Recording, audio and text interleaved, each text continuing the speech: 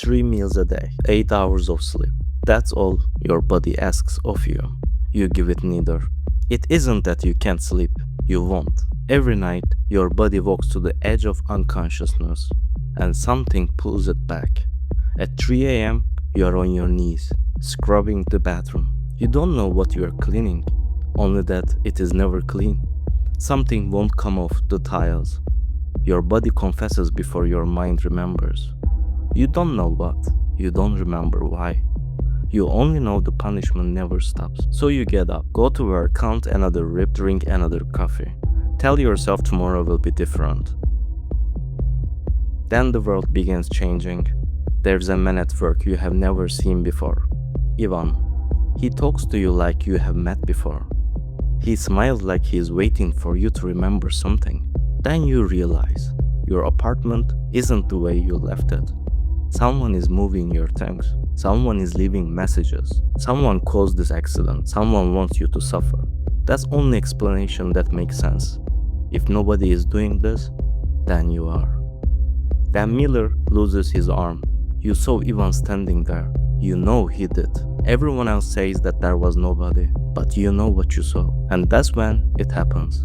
The moment paranoia becomes more convincing than the reality, because once one impossible thing feels true, everything starts fitting together. The notes, the apartment, the missing memories, the strange looks from your coworkers, the photographs. Every answer points to the same conclusion.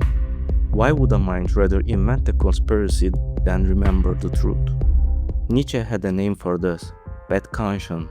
Most people think bad conscience means feeling guilty. Nietzsche meant something much darker. He believed that as civilization developed, people stopped directing their aggression toward to the outside world. The aggression didn't disappear, it turned inward. The person became both the one who committed the crime and the one who demanded the punishment. The judge, the prosecutor, the executioner, the prisoner, all living in the same mind, in the same body. Guilt has an end. You remember what you did, you accept responsibility, you make amends. Eventually, it passes. Bad conscience doesn't work that way. It becomes an existential relationship to yourself. If the incident disappears from the memory, the structure remains. The punishment continues even when the crime is forgotten. What survives is not guilt. This is self-hatred. This is where Fromm extends Nietzsche. Bad conscience isn't moral guilt. It is aggression permanently turned against the self. It reorganizes your entire existence. It builds a world around your suffering. A world where suffering becomes the definition of yourself. Once bad conscience becomes the structure of the self, it continually reconstructs the roles that sustain it. A victim, a criminal, and a witness. The mind doesn't hide the truth. It constructs a world that allows self-sabotage to continue. The paranoia he has isn't escape from self-hatred. It's the mechanism that keeps self-hatred alive. Watch what happens to the Trevor's body. This isn't starvation. This is contempt, directed at the body. The goal is no longer to care for it. The goal is to make it reflect how he already sees himself. The body becomes evidence. Evidence that he deserves contempt. Then notice what happens to rest. This isn't guilt. Guilt seeks resolution. This rejects resolution. The part of Trevor that wants relief becomes another target. Sleep becomes unacceptable because relief interrupts punishment. Self-hatred attacks anything that might reduce suffering.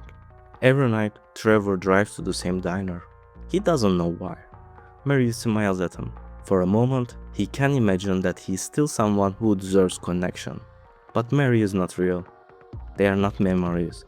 They are a construction of his mind. Diner gives him what he cannot accept, the possibility that he could be forgiven.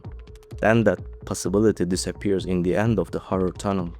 And what remains is the same conclusion. You are still the person who did this.